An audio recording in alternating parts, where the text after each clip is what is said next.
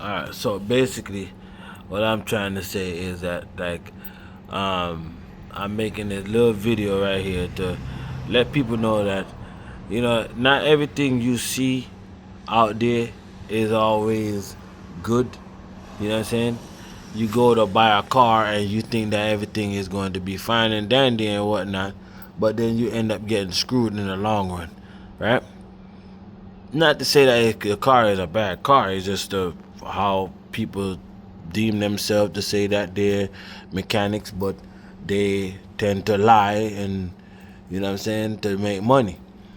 You know what I'm saying? And I'm going to expose people on that because I am a mechanic and I feel to myself that if you say you're a mechanic and you live by that code and you live by that passion which you bleed to work on cars each and every day, then live by that and be honest. You know what I'm saying? Don't lie to make money.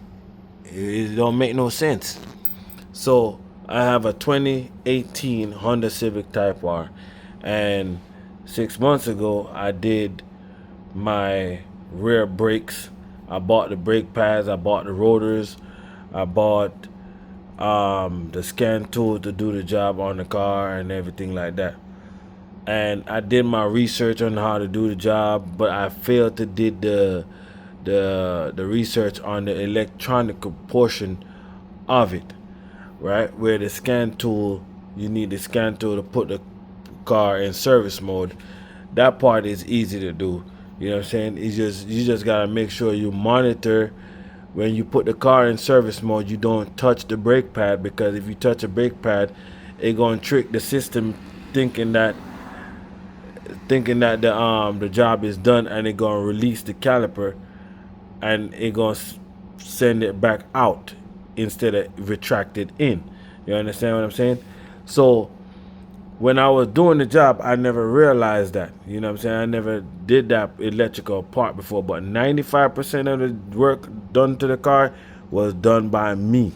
You know what I mean? Removing my spacer, removing my wheel, removing my wheel locks, removing the rotor, the caliper, and all that type of stuff like that. Putting the car in service mode and all that, that was done by me. 95% of the job was done by me. I end up calling a mobile mechanic to come by to help me with the electronic portion of the car. I never did the right passenger, the driver's side, because the driver's side, I never got to that. But he came by and said that he know what he know, and he end up frying my harness, my brake harness. You know what I mean? That's this wire right here.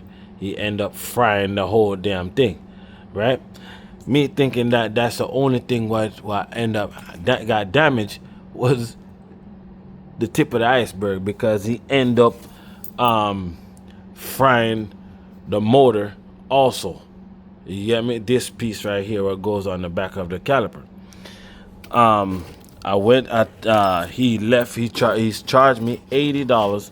That's what the initial price was. That he said he was going to charge me $80, and when the job was done, he ended up charging me $150.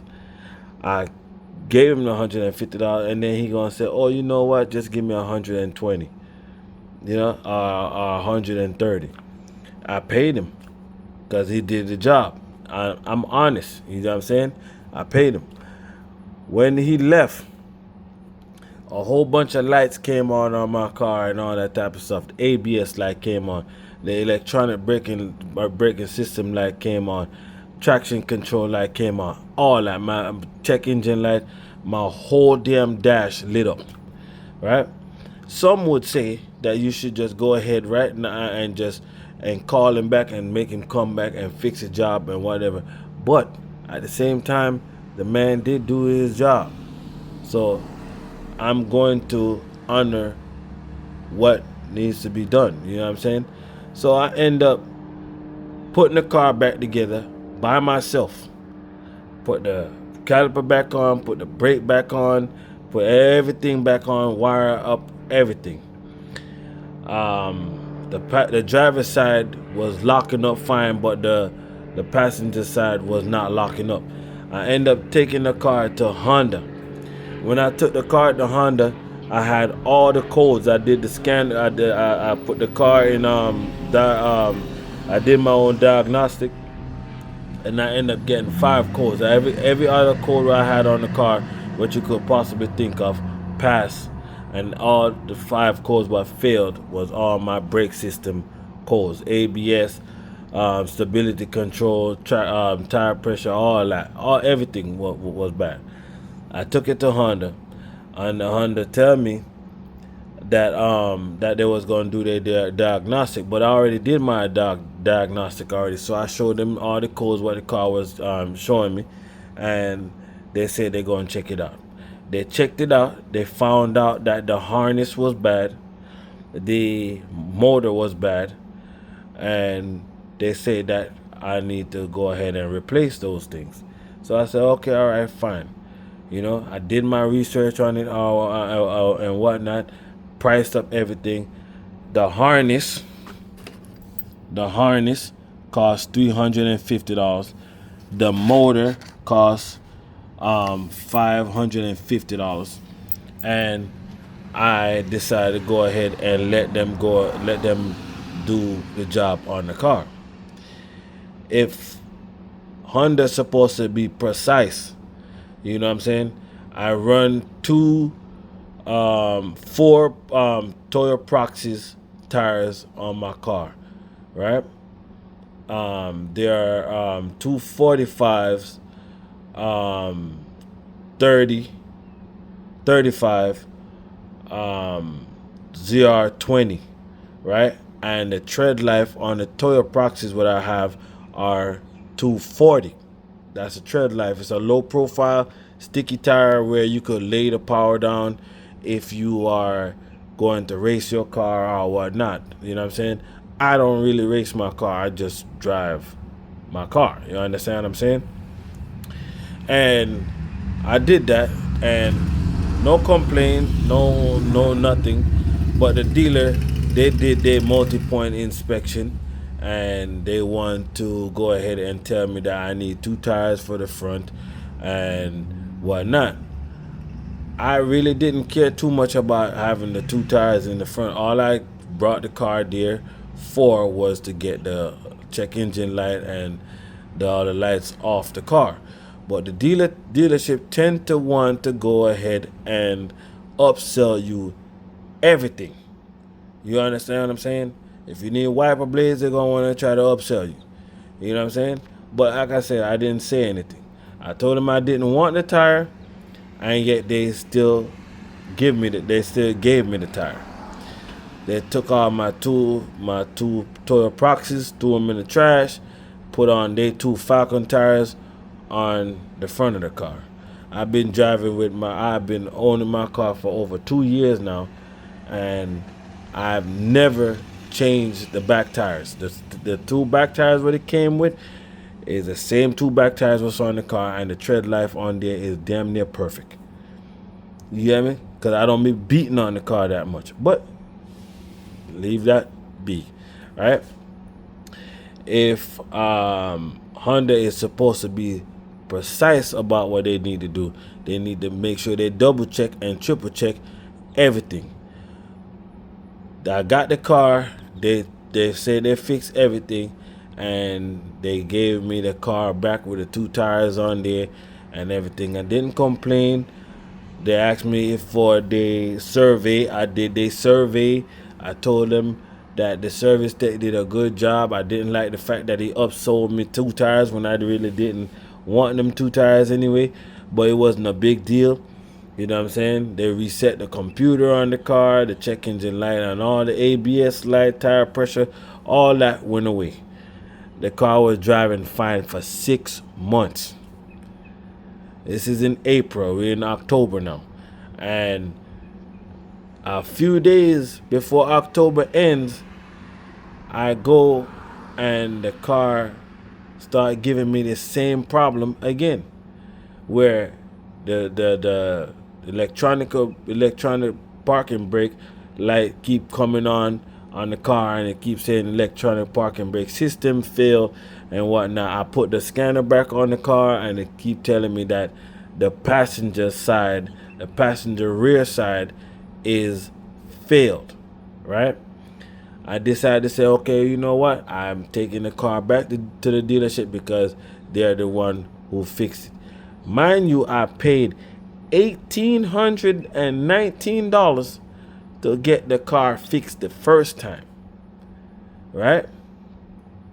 With the parts, the two parts that I bought and the two tires, $1,819 I spent, right, to get the car fixed. I brought the car back. They did the diagnostic, and they came back and told me that they can't. They seem to think that it's a wire issue.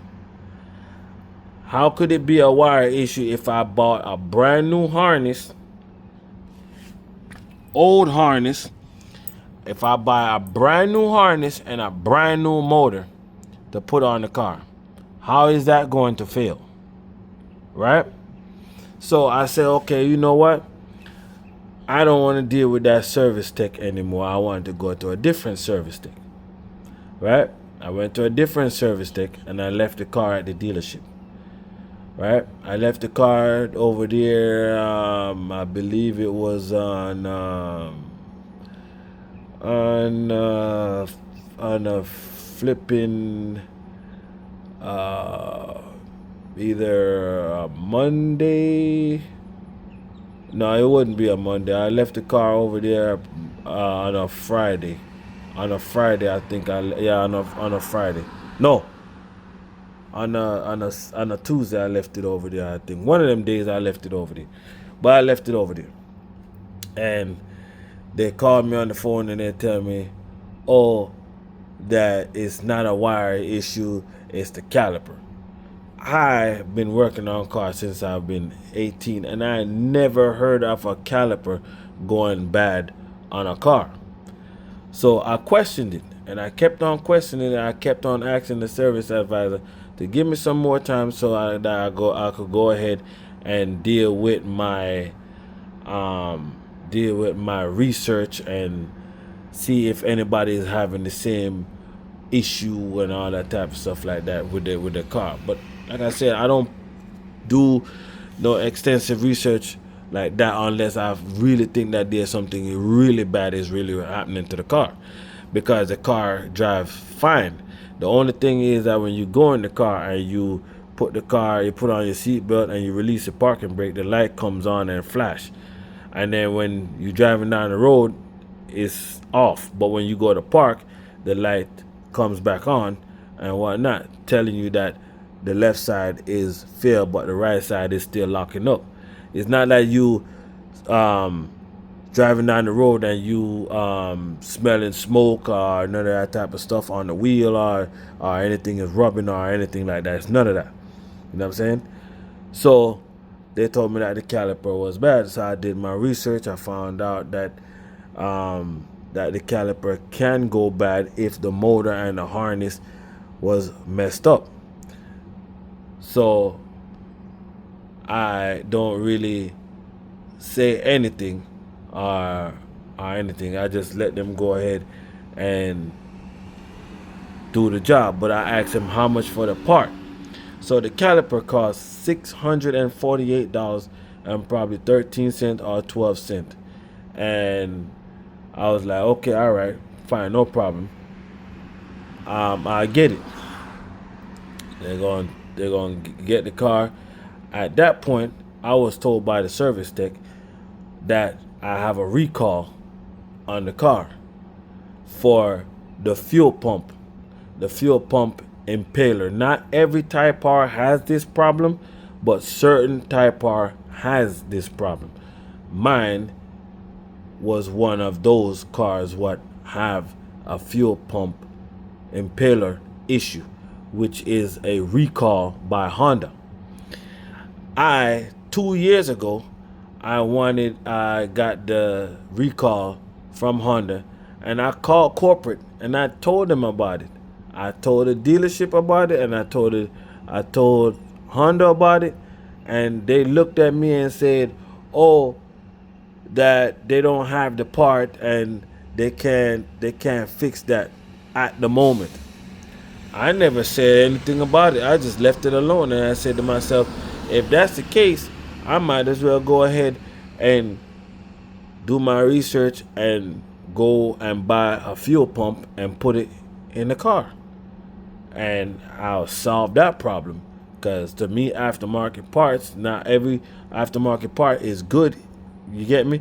But if I could fix the problem on my own, then I'll fix the problem on my own. I don't really need a Honda, because they want to be a hole about the whole situation when they supposed to be fixing the recall on the car. So I don't say nothing. So the service tech tells me that I have a recall on it, and um, come to find out they only have 12 or 13 in the dealership, and I happen to luck out the because my car is there. You understand? So I ain't saying nothing about it, really. You know, I pay for the part, and I have the caliper here. This is the caliper off for the Type R. You get what I'm saying? So they say that this was bad. You understand what I'm saying? I don't know if you can see it that well, but they say this is bad. The whole caliper is bad. You understand what I'm saying? So I told them to go ahead and leave the caliper in the car so that I could take it home, and I could look at it, go over it myself, and deem if it really failed or not. You know what I'm saying? So that way I know that I'm not being jiffed by anybody, or anybody is lying to me.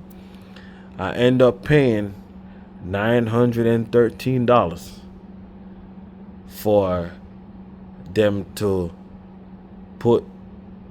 get the caliper, put the caliper on, swap out my brake pads, and do the job. They end up doing the fuel pump on the car. And let me tell you something. By them putting the fuel pump on the car, I could tell the difference. I could tell the difference in the performance of the car. One thing about the Type R, if there is a performance issue on the car, if you know how to drive a car, you understand how a performance car works, or a sports car works, you can really tell the difference on how the car is performing. You understand what I'm saying? Now, when they call me to come pick up the car, I go to pick up the car. I talk to the service tech on the phone, and the service tech, I told him, do not fix anything what does not need to be fixed on the car. I don't want nothing else.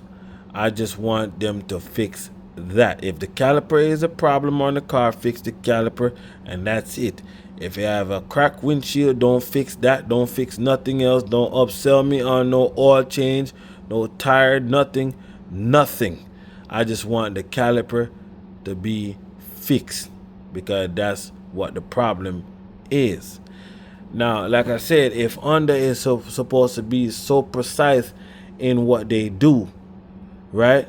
The first service tech went and told me that about voltage and all that type of stuff, and your tech almost find the problem and all that type of stuff like that, right? You are just trying to make money off of me, because you are telling me that you don't trust no other technician back there but this one and that one and that one. I don't care about that. All I care about is you finding what the problem is, telling me what the problem is, and if we could go ahead and fix that problem, we go ahead and fix the problem. You get what I'm saying? And we could go from there. You know what I'm saying? But don't tell me, oh, this you only trust this person, you only trust that person. The other tech what I went to never told me about, oh, he don't trust this guy, he don't trust that guy. He just told me what the problem was, and I went and did my own research, and then I pushed the button and gave him the green light for him to order the part and whatnot. And the fuel pump happened to be there, magically happened to be there at that time. You get me? And the car was put back together, and I don't have no check engine light on there, no ABS light is on there. Now I have warranty on those parts, you know, up to a year or 10,000 miles or whatever they want to say. So if anything goes bad with those parts on the car, what I just put on there, what they just put on there, but I bought to put on there, then they have to fix that. You understand what I'm saying? So what I'm trying to say is that even though you might have a 2018 Type R or 2015 or 2018 Civic Si or whatever the case may be, and it has the electronic parking brake on the car, and you feel like you don't want to take it to the dealership to go get it worked on, do your research. Do your research. Ask questions. Go on the forums. If you have a good friend of yours, you and him could figure it out. You know what I'm saying? Because the electrical portion on the car is a little bit tedious, but it's not that hard to figure out. But the R&D part, where you go ahead and change the brakes and the pads and all that type of stuff, that's really easy to do, because you could do that on a 2015 Honda CRV, 2006 Acura RSX. You know what I'm saying? You could go ahead and do the job, what needs to be done to the car. You understand? Do not make no mobile mechanic or anybody that don't have an ASE license touch your car, or anybody that feel to themselves, that works at a dealership and feel to themselves that they could go ahead and lie to you just to make a quick buck. You understand? Because when you buy the part from the dealership, they're gonna get a commission off of it. You know what I'm saying? The parts guy get a commission off of it.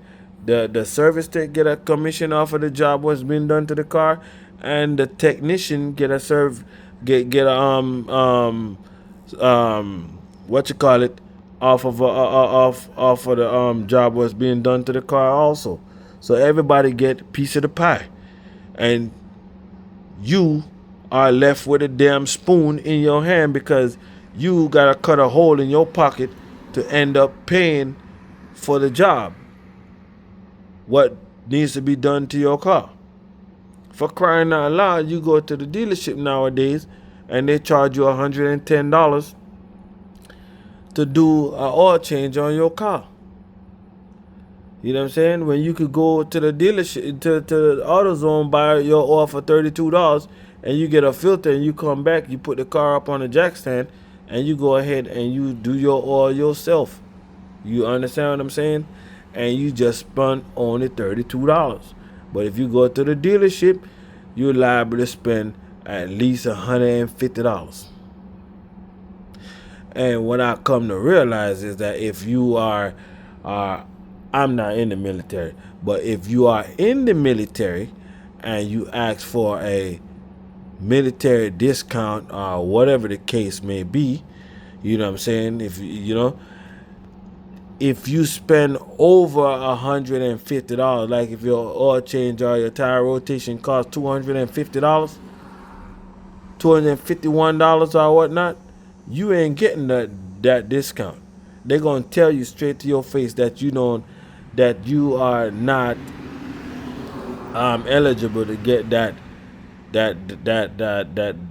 discount. You have to spend at least $120 or anything under $150. So if you spend $149, you're eligible for the military discount. Other than that, if it's higher than $150, if it's $151, you ain't getting it. You understand what I'm saying? I know I'm rambling on and all that type of stuff, but it's the truth. I'm just letting you know the truth. You know what I'm saying? For crying out loud, I have a 2006 Acura RSX. And it's sitting right there, about to be on boost, right? And I could tell you everything what's in the motor. I could tell you everything what's done to the suspension. You know what I'm saying? I could tell you everything what's done to the car. You understand what I'm saying? And I'm not gonna sit there and lie to you and tell you, oh, I don't know how to work on it. I worked on it. I had people help me with it so far, and you know what I'm saying? But for the Type R, it's a whole different story. Even my 2026 Acura MDX, you know what I'm saying?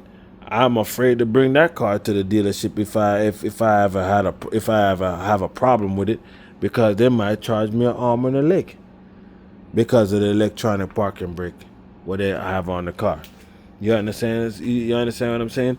So you have to take that into consideration to realize that, bruh, it's not that hard to work on your car or whatnot. You know what I'm saying?